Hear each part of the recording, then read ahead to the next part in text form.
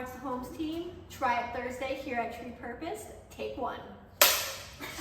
Hi, I'm Derica. Hi, I'm Katie. I'm Justine. And we're with Dwelling Michigan's Hearts and Homes team.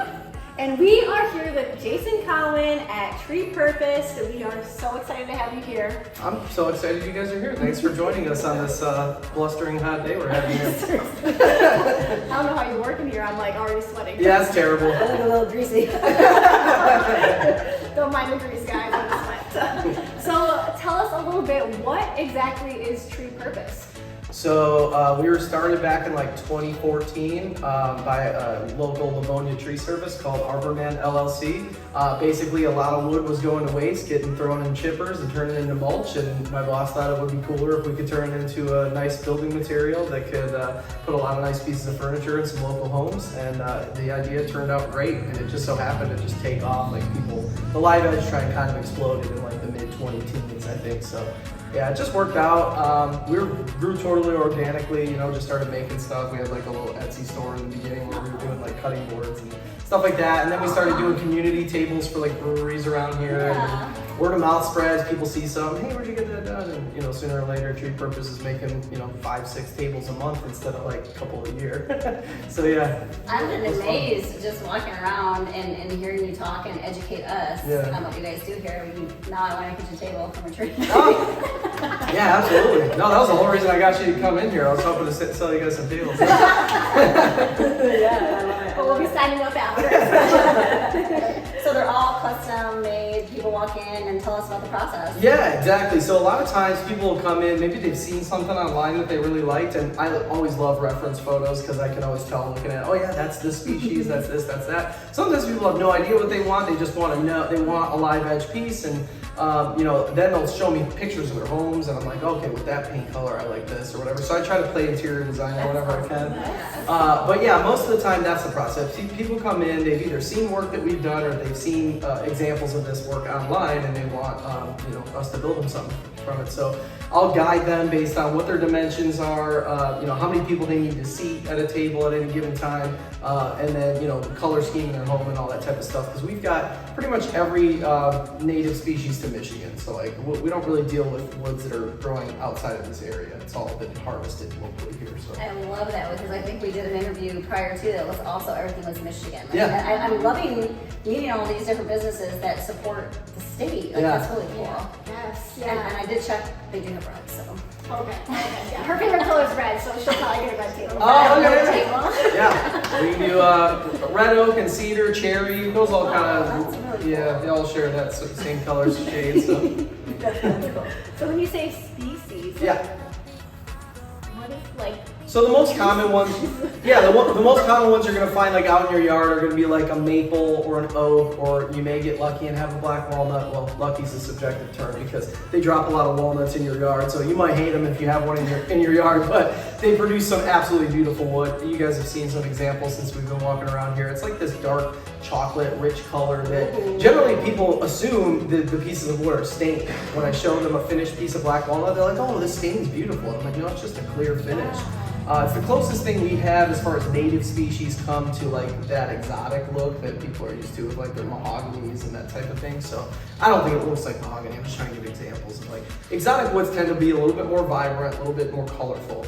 So your domestic woods are going to be more clearer colors like your oaks and your maples and stuff like that. So. Do all your trees come from like up north Michigan or around No, here? like very local to this Really? area. Yeah, Wow. like within probably 20-mile radius of where we're standing right now. So the tree service that owns us, Arborman LLC, their working area is not much further outside of this area. You're gonna have a lot of stuff. Some of our larger slabs are gonna come from some of the older neighborhoods, Livonia, Redford, Detroit even, and then some of the skinnier stuff might have come from some of the younger neighborhoods like a Canton or something like that. Canton, Plymouth. No, Plymouth's pretty old too. That is so Cool. Yeah. So I mean, like for example, even with all the storms that we just had, these past few weeks, I mean, are those the types of trees that you guys would take, and like how do you guys determine like what's going to go to waste? That's a good question. So when we first started out, we were saving almost everything because we needed to build up an inventory of material. as both businesses began to grow over the years, they do so many removals at any given year. We're allowed to be a little bit more picky, and it's not like, I get it, everyone probably wants us to go out and save every single tree. We can't necessarily, and unfortunately have had to scale back the amount of trees we are keeping just based on what we can even sell in the future. We have to make sure that we're not over harvesting, I guess you would say. So it's how do we select it? Size, shape, there's a ton of factors that go into it. Guys will look at it and say, oh, this will make a really cool mill log. If it's got something unique about its character. Sometimes when you cut a branch off, you can even see from the end grain if it's gonna have interesting grain. We actually rely heavily on the guys in the field, the tree service guys, to look at each removal that they're doing and decide this is a mill log or this is not. So we're actually not really totally involved in that side of it. But once it's been brought back to the Livonia shop, our Sawyer Nick, he cuts everything and stacks and dries it. It sits outside. It dries for 1 year per inch thickness that we cut it. Whoa. So if I cut it 2 inches, 3 inches, 4 inches, it's going to be out there for 2, 3, or 4 years, just air drying. Then it goes into a kiln. We have a dehumidification kiln that we built out of a shipping container. So it's like a repurposed shipping container with a big oven in it. So we put the wood in there. That's like a 2-week process once it's had its years. And then it comes here to the retail location, which is what you guys are looking at here. This is so interesting. That's so crazy. I had no idea. You had Such no a idea. process. Yeah. It's definitely a long time in the making. From the time that it's cut down to the time that it's actually sitting in someone's home being used is years and years of separation. So if I want to kitchen table, I have to wait 5 years, or I can pick something from. Correct. Only if you're waiting 5 years, it's because you've identified a tree out in the wild that you want us to cut down and turn. As you can see from where you guys walked in earlier, there was a ton of stuff that's dry and ready to use. Awesome. Yeah, so she wanted her table and picked something out there. How long is that process from determining what shape, what size, everything until she gets it inside her house? Yeah, so from the initial consultation, it's going to vary based on a few factors, and that's generally going to be the complexity of the base, the leg design, because we do outsource our bases, so there's a little bit of a lead time involved in that. There's going to be different, I'd be quoting you a different lead time based on what I currently have in front of you. And then the other major difference is going to be how much stabilization does that piece of wood need. So it'd be easier to show you examples, but I'll try to explain to you quickly. Basically, any slab that you may pick in here can have any number of things technically wrong with it, right? Holes, parts that are maybe rotten because the tree was a little bit soft when it was cut down. Sometimes trees will split near where 2 branches were growing, so you're going to have a void there.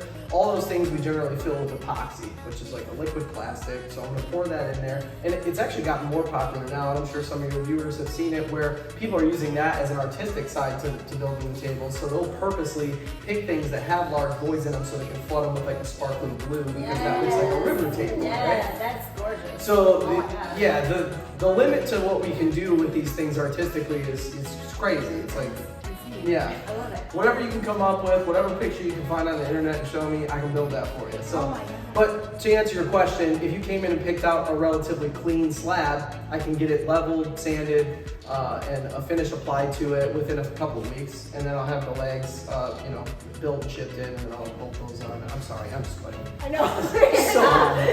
So yeah, the lead time is going to vary depending on all those factors. What do we have in front of you? How complicated is your slab? Are we doing anything specifically artistic with it? That type of thing. Do you have a favorite piece that you've made, or? They're all like my children. So a lot of times, if a customer has given me, a ton of leeway as far as creative freedom goes with a slab, I generally prefer to gravitate more towards those slabs. I'll remember those a little bit more and go, oh yeah, that was a really fun one. But yeah, I mean, I'm not lying when I say I could say one is my favorite, and then 2 weeks later that one's my favorite. So it just depends on what we're doing with it. I actually like green in black walnut. I think that one's really cool. So. We're just gonna take you guys around, show you guys some examples. All right, so you guys were asking questions about what we can do with epoxy as far as how creative we can get with the stuff. So these were 2 slabs that were cut from the same log. This species is called elm, by the way, which is really cool because this is one of the only places you're gonna find elm for purchase as far as building material goes. It's just not commonly used.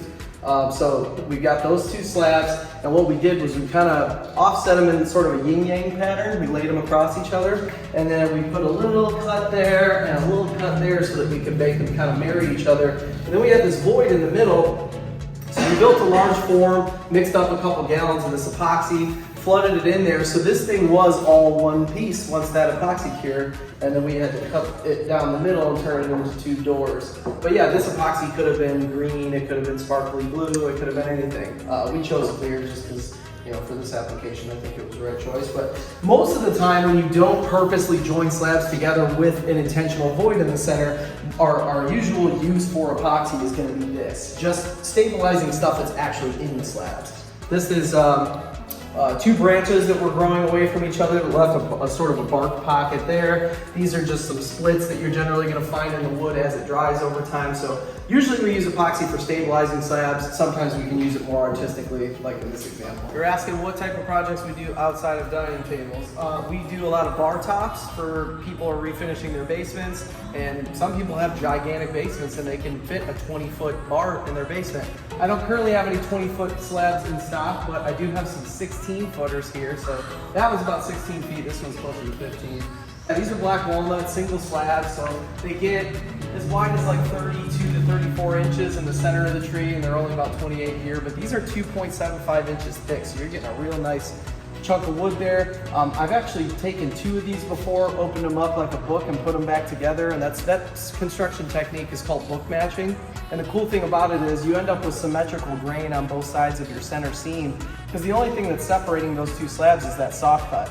So when you open it up, if there's a knot here, that same knot will be over here. And we actually there's a clothing company in Detroit, they have locations everywhere, but they're called Grayson Clothiers, and they do like high-end golf attire, but their corporate office is in downtown Detroit. They don't have a freight elevator, and there was no way for us to get it up the stairs, so we actually had to crane two pieces this size through a window and then build it inside their office. So that's never coming out, unless they want to cut it up again, craned out, and then relocate it.